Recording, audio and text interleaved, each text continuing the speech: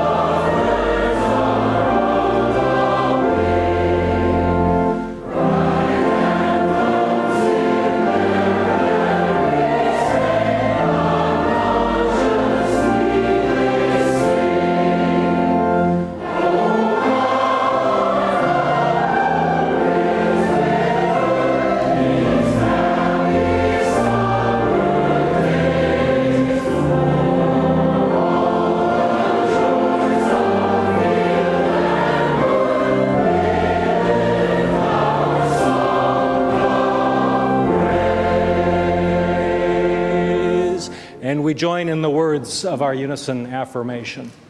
Love is the spirit of this church, and service is its law.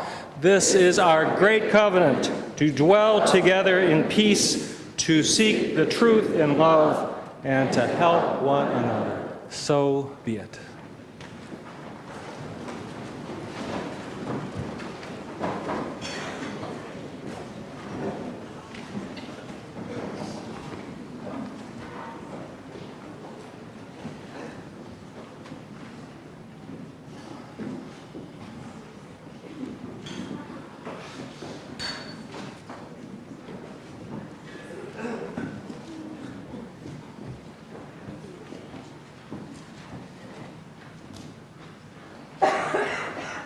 These are the words of the poet Lewis Gardner, titled Spring Break. Everyone who felt good today after seeing the first green buds on the trees should rise at 10 a.m. from their desks, computers, beds, or steering wheels, find a window to admire the new green world, and yell as loud as possible, "We made it!" Your turn. 1, 2, 3. We made it! And now, once again, more quietly, more solemnly, to show you really mean it. 1, 2, 3. We made it. I am learning that the ministry here requires some combination of raucousness and quiet.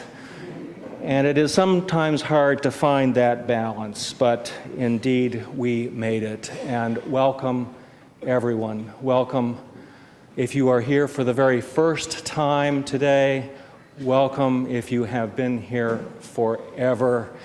And it's just our luck that this is the last so-called normal, formal service of the church year. For after today, we will still be open on Sunday mornings, and by tradition, we meet for the sharing of conversation and newspapers and the distribution of zucchini. And then, as of the last Sunday in July, and all of our Sundays in July, we will have informal and mainly lay-led services in the common room. So I hope to be seeing you over the summer as well. What month did I say? We start the last Sunday in July, and then for the remainder of August, we will meet in the common room. And I don't know when I decided to run off with the circus, but apparently I did. A few things to take note of. Let's see. Oh, once upon a time I had notes up here that told me, oh, here they are. We are having an annual meeting today at 11:45, and this is when we meet and decide whether we're going to do this all over again next year or not. So that could be a hotly contested item. Come at 11:45. Many of you were at the Pride March yesterday. Raise your hand if you were at Pride. There are a bunch of hands. Yes, at Pride. Yay. And yeah, sure.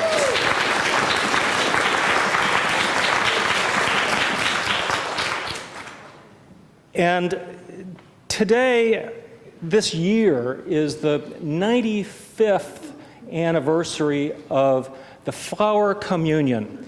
Most Unitarian Universalist churches conclude their church year with a flower communion, by which people bring a flower to church and then put them together to show the great, beauteous array, and then leave with a flower different from the one you brought. And that was a tradition that was started in our church in Prague, then Czechoslovakia. And you know how fortunate it is that we have members of the Prague church here today. Lottie and Joyce Walitzer are here today, so this is serendipitous. That tradition was started in Prague by the Reverend Norbert Čapek. Čapek was born Roman Catholic, and in his evolution he became a Baptist, and then he studied at Meadville Theological School in Chicago, and he became a Unitarian before returning to Prague. And there in the 1920s and 1930s, he built what became the largest Unitarian church in the world.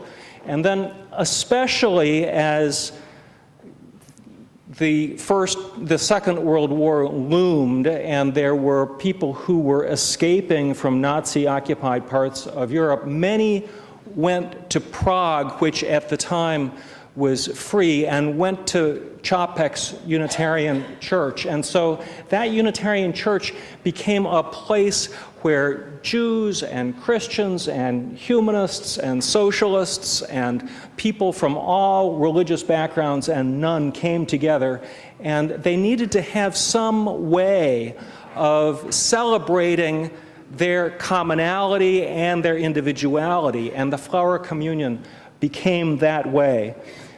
Čapek, sadly, due to his anti-Nazi activities, was taken prisoner, and he was imprisoned at Dachau, the concentration camp, where he was murdered in 1945 in medical experimentation.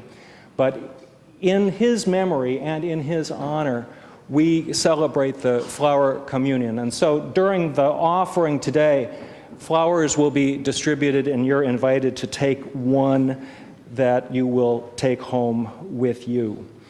And among the many things that we're doing here today, we're going to acknowledge volunteers. And Megan Lyons, you're up.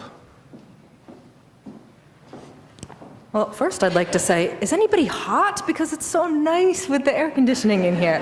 I remember every year being just sweltering with all of the heat. So it's so good to be together. I once heard it said that volunteering is the ultimate exercise in democracy. You vote in elections once a year, but when you volunteer, you vote every day about the kind of community you want to live in. So all around us in this room, there are volunteers of one stripe or another. And another word for volunteer is really steward, that we together shape and care for and tend the garden of our community. So we'll do something where you just raise your hand if this is a way that you've been a steward in this community. Raise your hand if you are someone who's ushered this year. Ooh, served at the welcome table, made coffee, brought the focal point, done the church laundry. Raise your hand if you sing in one of our fabulous choirs. Hey. Raise your hand if you taught in one of our religious education classes all year, or in one of our youth groups. Raise your hand if you set up or took down for an event. Raise your hand if you serve on the parish board, or on one of our, can you believe it, 34 committees. Raise your hand if you worked on stewardship this year. Thank you so much. We have done so well sorting that out for ourselves when we fell a little bit short. How about those on our new sanctuary team who helped us become a level 1 sanctuary church this year? Raise your hand if you helped with the haunted house. That takes over the whole church, kind of everybody. How about helping with the auction or the plant fair? or helped in the garden, one of the gardens all around the church. People who edited or wrote for our newsletter. Yep, led a small group, or the Lyceum, or the short story group, or the women's book club. I see you in the back. Raise your hand if you participated in the caring crew by giving rides or meals when others around here needed them. What about those who took their volunteering stewardship spirit out beyond into the community? I cannot name all of the things, but for example, people who served at the Lowell Transitional Living Center, or went to the VA and sang for some of the veterans there. How about folks who went to Gay Pride? How about that climate justice road show that visited all those other congregations who are also learning about how to do all that climate justice work that we're striving to do together? There are so many folks behind the scenes. I know I will forget someone, but what about the videographers? I see you up there. Thank you for putting this every week onto the cable television in Bedford and putting it on the web for people who see us on YouTube. How about the photographers who take little pictures during the service, trying not to be noticed, and at other events? Yep, the people who design the order of service cover, all that good art that's different every single week. The sound engineers, all you at the sound booth who make us not squawk. Thank you so much. And all of the social media folks who post stuff out there. There are more people who click like each week for our Sunday service that's happening than attend in person. So I know we are reaching a very wide audience. Raise your hand if you've had art in the gallery up there at some point or worked on making that gallery come to be. How about if you danced during a service? Okay, even in your heart, just a little bit. And how about those who play music during our service? It would not be the same without you. I've probably forgotten each of you about 5 times, so just know that there are so many ways that we are stewards of this community here and beyond our walls, and that you are the people who make this community what we strive to be. Whatever you have done, know that we could not do it without you. Thank you for everything that you've done all year.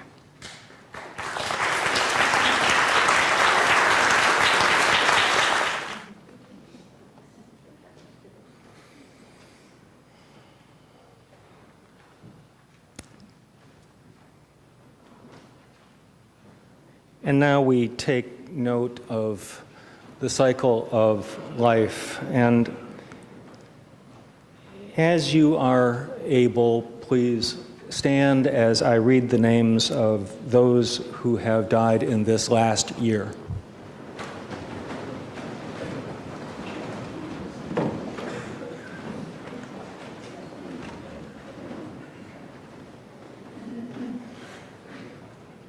These are the names of those who have died, who were members of this congregation, as well as friends of this congregation whose memorial services took place here. Alex Cleghorn, Lois Schuster, John Dodge, Roger Rivet, James Harris, Edith Gilmore, Jacqueline Michael, Frederick Bird, Irene Rivet, Richard Bowen, Ellen Curtis, Claire Vivian Smith, Ryan Michael Carlson, Shay Smith,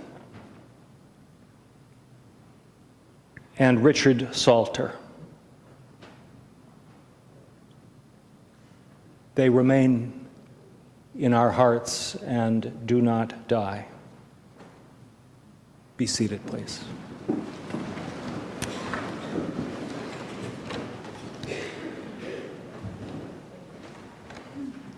And these are the names of infants who were here dedicated in this sanctuary.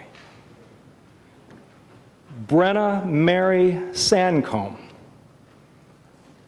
Claire Ann Helena Keep,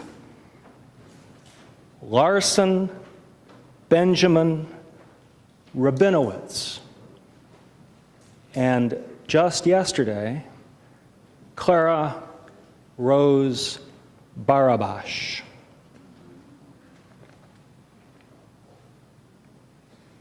And now, as well, I read the names of new members of this congregation.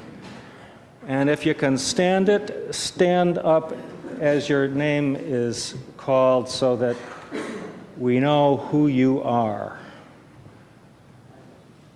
And stay standing, please. Jerry Ross, Kaya Nickel, Jennifer Pula, Susan Lincoln, Carol Kruzmark, Skylar Aldrich, James Martin, Christy Martin, Holly Muncie, Runar Olson, Jacqueline Olson, Webb Tilney, Deb Edinger, Betsy Gardella, John Larkin, Dylan Bradford, Todd Nichols, Kelly Umstadt, Zofia Jakobvi, Susan Lahatsky, Judith McConnell, and if I am not mistaken, as of today, Howard Herman and Deborah Herman. Please welcome them.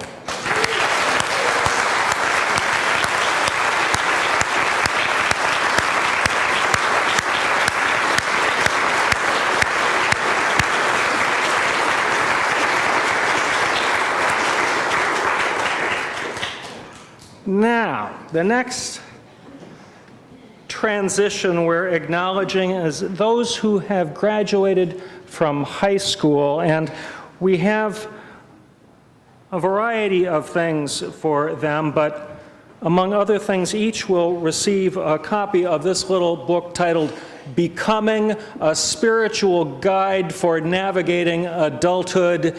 And when you figure that out, would you please report back to the rest of us? And as I read your names, please come on up and receive our congratulations. Skylar Aldrich.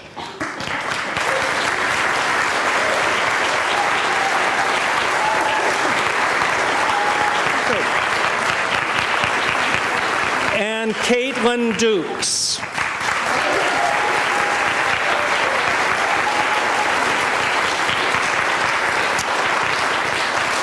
And Kieran Binney.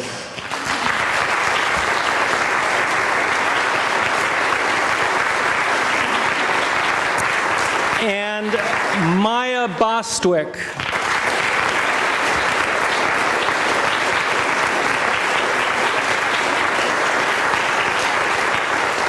And Eric Breslau.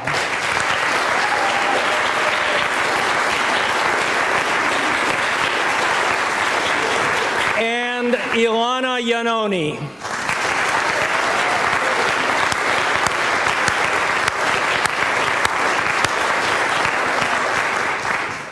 What are you doing awake at this hour? Do we have anything else going on here? No, just We love you guys. We do. We are so lucky that you grew up here, that we get to be blessed by your presence. We never want you to go away and leave. This is home forever, ever. Just have your adventures, but come home to nest and roost with us. We'll miss you when you're not here, and come back often. There you go.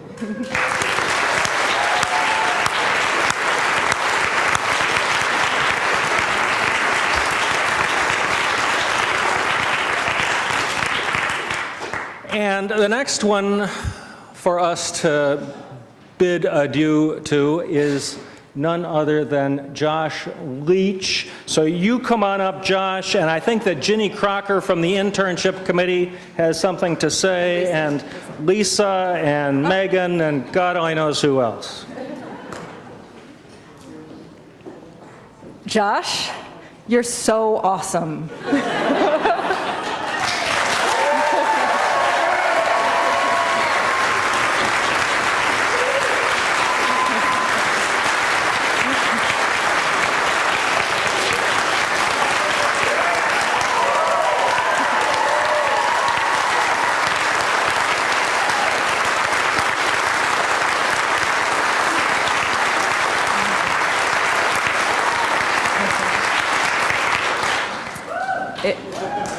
I've got one more reflection to go. So.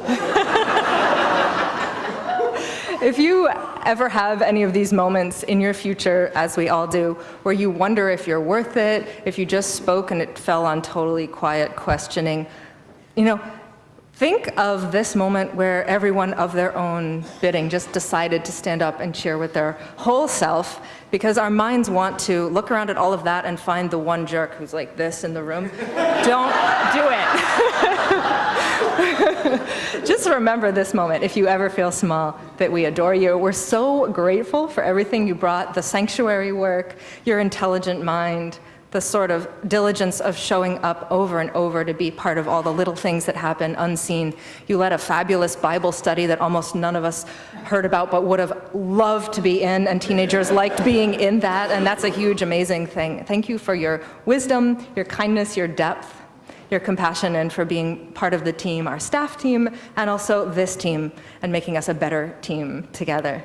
So when we were thinking of figuring out how to thank you, which we could never really quite do, I got wind of the fact that many ministers who go to social justice events wear sort of the uniform of I'm a minister or another clergy, and I am here to be public. And so many people wear a collar. You might think it's a Catholic priest thing to do or an Episcopal priest thing to do, but you also do it. Just, sometimes it's in like gross yellow, but we did not get you a gross yellow clergy shirt with a collar. You could open this and hold it up, but it is what you think, a black shirt with a little white collar, because when I asked what might work for you, would you like a pulpit robe? He said, well, no, because I think I have one from Harvard already, I can wear that, but that's the little white thing. But that this might come in useful. And we have one other. Yeah, that is, if we see you in a crowd.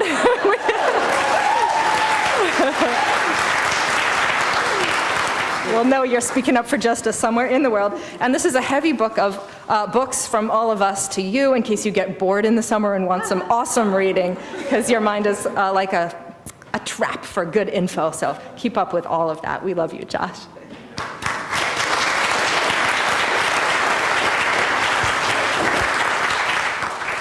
Well, we're going to miss the heck out of you, and for all the reasons everybody's saying and what I say in private. And Bunny and Blue are going to miss you. They don't know what to do without you. Sometime when I want to take it on the road, come and play with me. Or vice versa.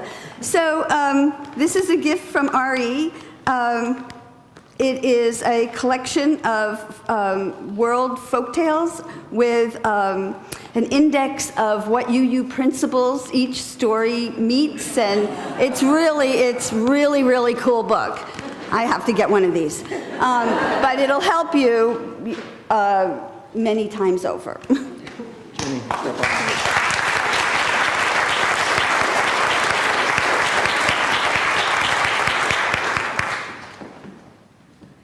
So Josh, from the first time I heard you preach in August 2015, I knew we were getting somebody with much talent, with great talent and skills. You've not disappointed. Your sermons have been humorous, they've been varied, they've been serious, and ranged from the more whimsical Mary Poppins to the more serious subjects on the Holocaust. You've raised the bar for future interns. On a more personal note, we on the internship committee have really valued our time with you. We've enjoyed our monthly meetings, and you've probably given us as much as we've given you. However, we hope our feedback has been useful. We wish you the best as you move on to new challenges, and hope you'll continue preaching because you're very good at it. We too.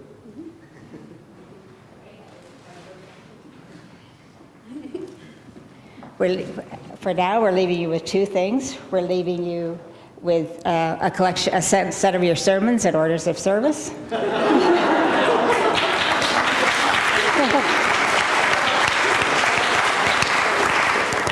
And we're also giving you something to remind you of your skills as a puppeteer.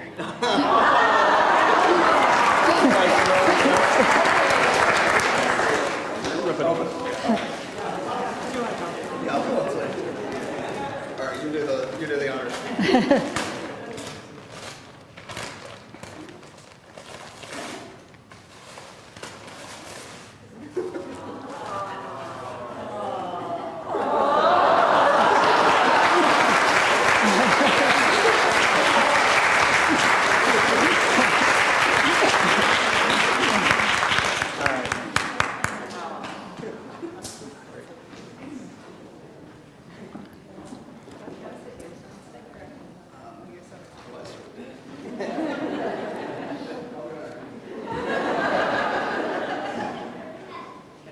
Dean and Buffy.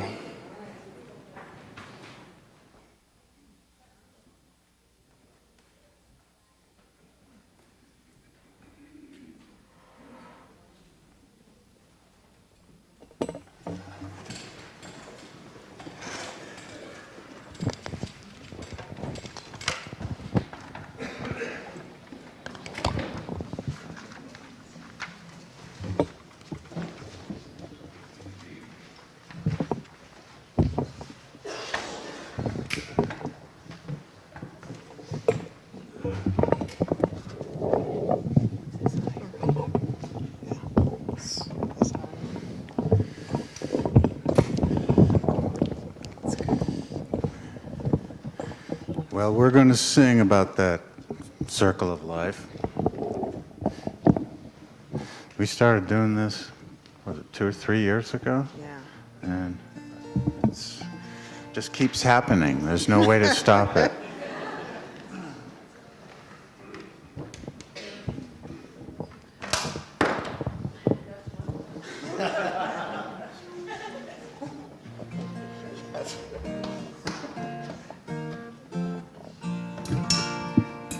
But there are some ways to slow it down a bit.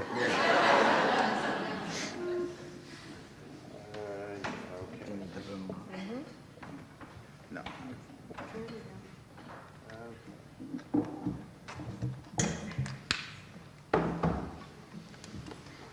Isn't it wonderful how technology simplifies everything? Yep. Okay. Let's hope I'm still in tune.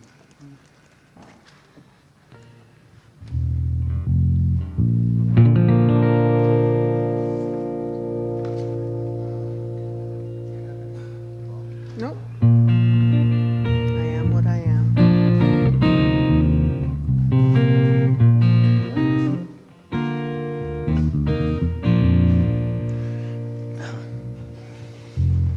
So, this is a song I wrote about 40 years ago, and it was originally a toast as a birthday present for my girlfriend, and it kind of languished for a while and then sort of snuck its way here, and I think it's found its final home. I'm really happy for that. I'm one of those who's been here forever, and today I'm here for the very first time. and that's a joy.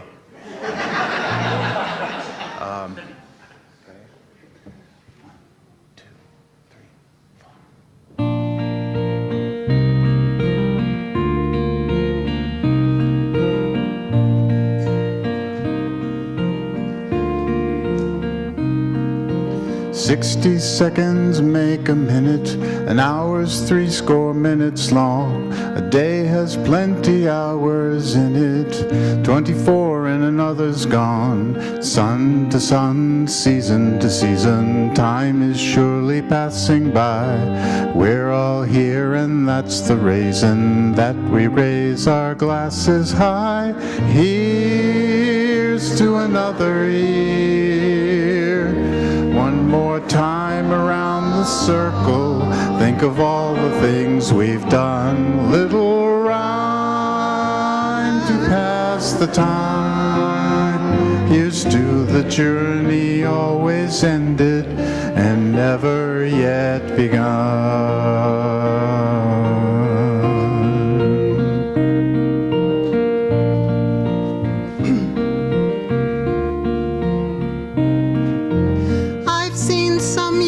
Come and go now in my time upon this earth.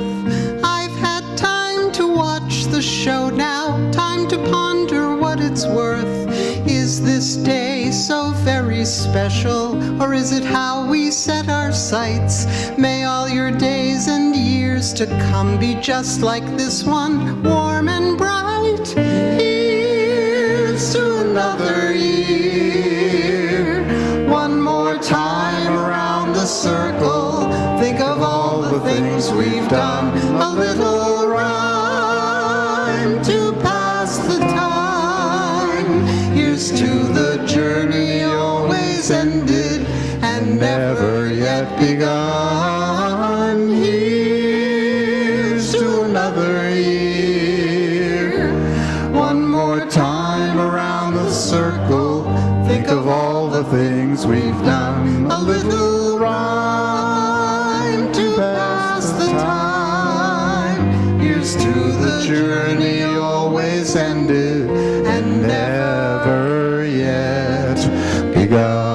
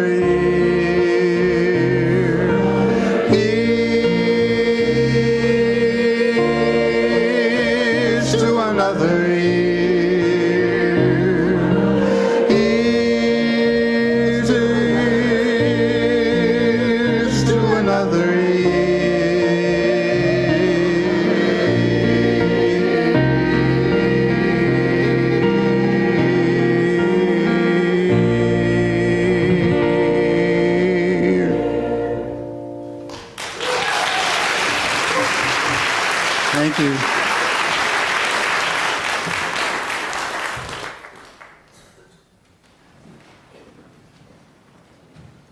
Well, I keep promising to be done, and then I'm still here, but this is truly the last thing. Probably no one should be allowed more than one swan song, by definition. So instead of trying to sum up everything from this past year, I got to thinking about what stories I had always wanted to tell from the pulpit and hadn't gotten around to yet. And I'd really like to tell the one about the time a friend and I unexpectedly ended up spending a day with a family of ex-hippie French-Canadian Jehovah's Witnesses in the wilds of rural Quebec. But I'm not sure how relevant that would be to this service. Something did happen to my friend and me while we were driving back from that Canadian odyssey, however, that captures something of how I have felt this past year as a citizen, as a UU, as an American. To appreciate this story in full, however, you have to understand that in driving up to Canada from Boston, we'd pass through rural Vermont at night. And when we stopped at our hotel in Burlington, the folks at the front desk repeatedly warned us to be careful about driving after dark. Why? Because there might be moose, and hitting one could be extremely dangerous. Well, that seemed like an impossibly exotic scenario. Seeing a moose was exactly one of the things we were hoping would happen when we left. "I really want to see a moose," said my friend. And for that very reason, we were pretty sure that we wouldn't see one. So on the way back, we were going through New Hampshire, and several factors lined up in a not-so-good way. It was approaching 5 o'clock. The woods had crept up on us so that they were now directly abutting the road. And we had shrunk down to only a 2-lane highway, 1 lane in each direction. And yes, at just that moment, a moose did in fact gallop straight out of the woods and into our lane of traffic directly in front of us. After some unfathomable moments that I could not afterward remember, we'd somehow managed to come to a complete stop in the opposite lane. Fortunately, no cars were coming in that direction, and the moose, with a look of total horror and indignation, halted within a front of the front bumper, turned around, and bolted away. The car started creeping forward again. My friend and I realized that we were holding hands.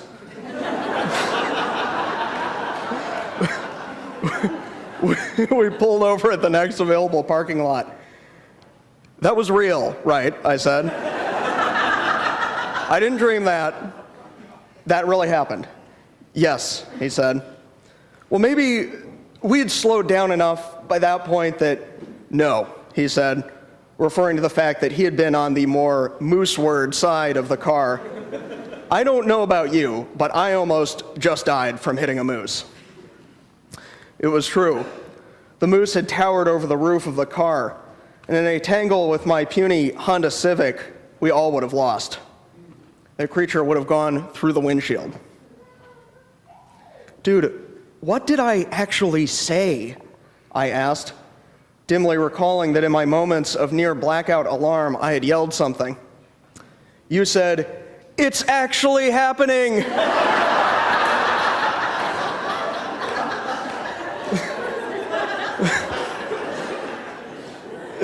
In other words, the near-death encounter with the moose, the one we had imagined and discussed and been warned against on the drive up, had actually come to pass. That was the aspect of it that had struck me as so odd and significant. I suspect many of us have felt something similar at various times this past year as members of this society. Things have happened in this most strange year of 2016 to 17 that might have been jokes or outlandishly dire forecasts before, but that few of us ever thought would actually happen. But they did. And a good 6 months later, we're still feeling the shock. We were like my friend and me sitting in that parking lot in upstate New Hampshire saying, "This is still real, right? We didn't make this up?" But here's the thing about those "it's actually happening" moments. They are the events we've planned in our minds 1,000 times. The things about which we've always asked ourselves, "Gee, I wonder what I would do if... I wonder how I would hold up." They are the times when we get to see what we're made of.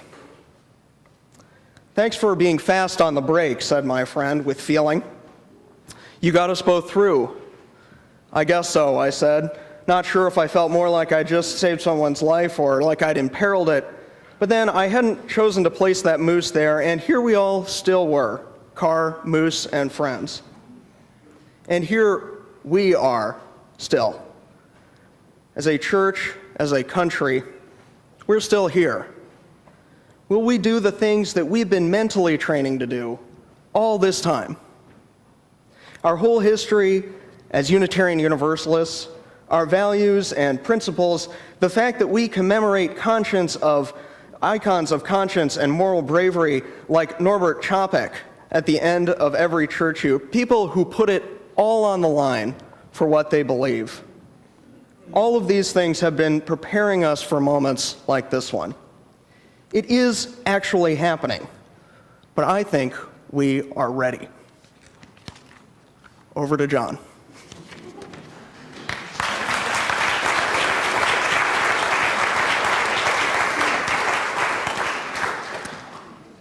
I think we're going to give Josh the last word on this one. Freely we have received. Freely give. Our offering for the good work of this congregation within and far, far beyond these walls will now gratefully be received.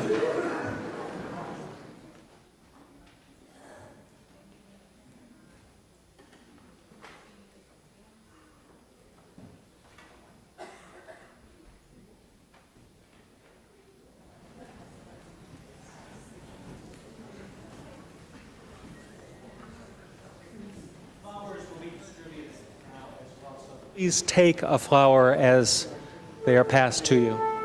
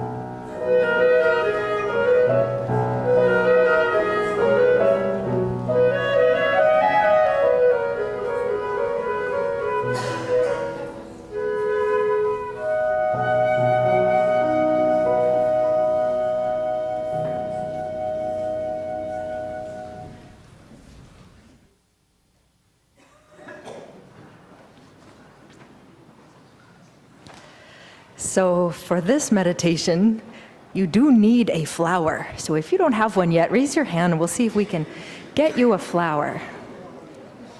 The choir would love a flower or two. Well, it's great.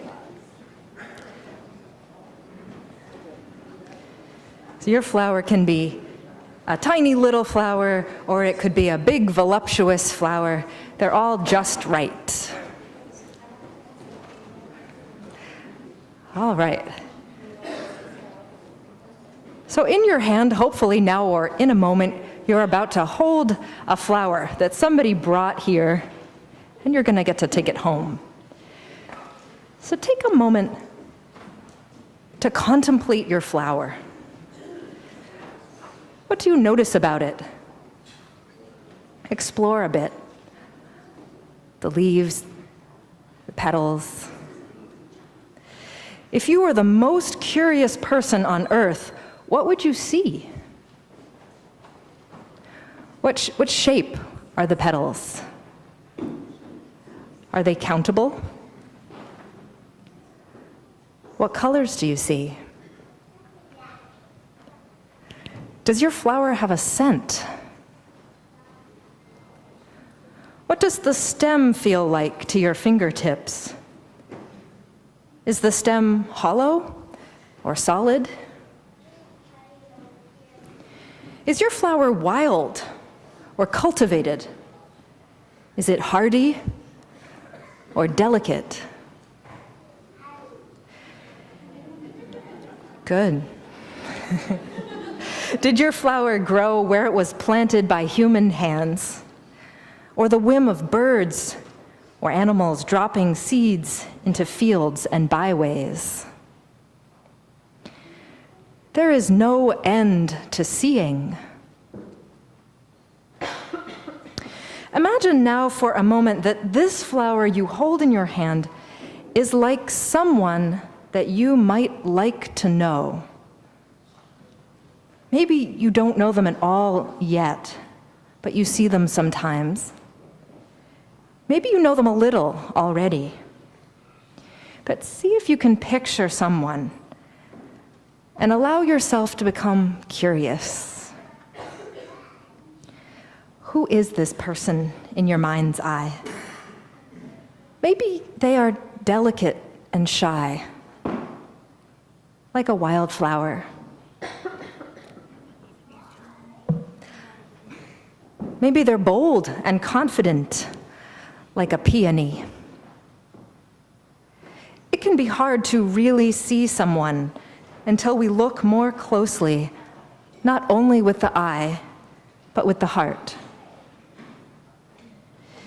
If you met this person in the dark, or you were to meet this person as they were when they were a child, or maybe they are a child, who would they be?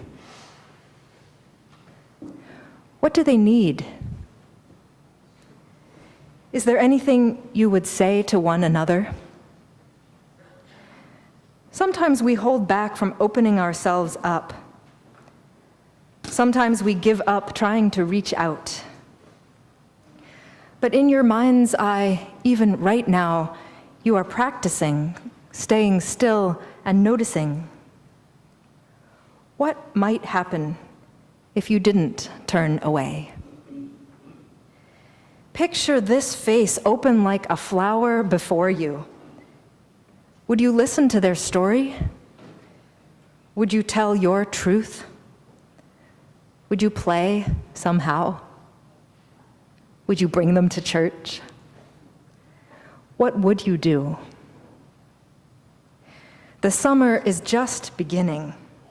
There will be so many new chances to be curious, to stay still and notice, to reach out, to try again and again to be open and true.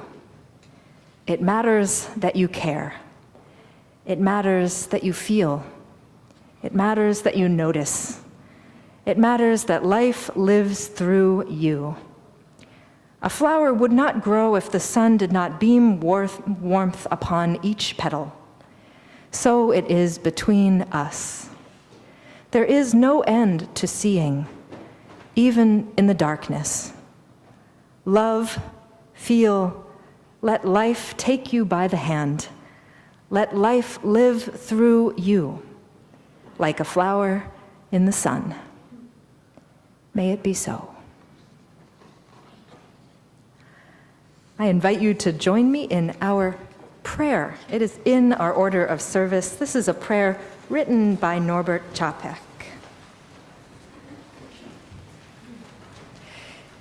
In the name of the providence which implants in the hearts of the seed the future of the flower, and which implants in our hearts that unrest which will not be quenched till people live lovingly with each other, we bless these flowers, and we can hold them high. In the name of the highest, in which we move and take our being, and in the name of the deepest, which makes father and mother, sister and brother, lover and loner, who they are, we bless these flowers. In the name of the prophets and sages who sacrificed their lives to hasten the coming of the reign of mutual respect, we bless these flowers. Let us renew our resolution sincerely to be brothers and sisters, regardless of the barriers which estrange. May these flowers be for us the sign of the glory and variety to which we aspire, knowing the whole while that we are one family, the family of spirit and nature. In this holy resolve, may we be strengthened by the spirit of love, that we ourselves may bloom in splendor of a joyful life. Amen. And we'll sing our closing hymn is number 66, When the Summer Sun is Shining.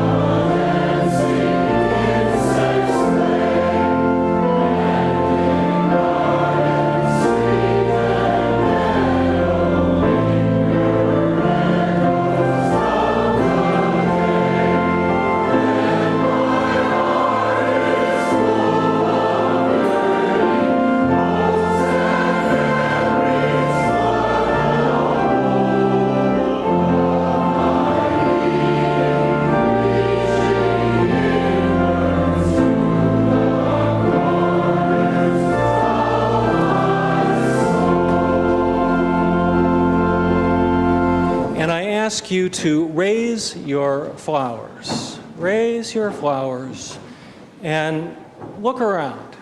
Look around at all the flowers around us. And much as we do on Christmas Eve when we hold candles aloft, we imprint promises upon our heart. Let us make promises to ourselves for what this summer holds for us and for one another. And I ask, as our closing words, for you to turn to the thought to ponder at the beginning, and together we will read again these words of Norbert Čapek in unison. Together. All human beings are created in the name of joy and happiness, but thousands of troubles surround us, tormenting us with sadness. If a person cannot see beauty in the world around them, then troubles and sadness tie them down. The beauty of the clouds floating in the sky, the beauty of the spring rain, the beauty of flowers, the beauty of friendship and love. May people see that beauty. May true humanity spread out in human hearts. May we all get our daily bread. May people forgive each other their trespasses and not bring each other into temptation through hatred. May peace spread out across all the earth. Amen. And may it be so.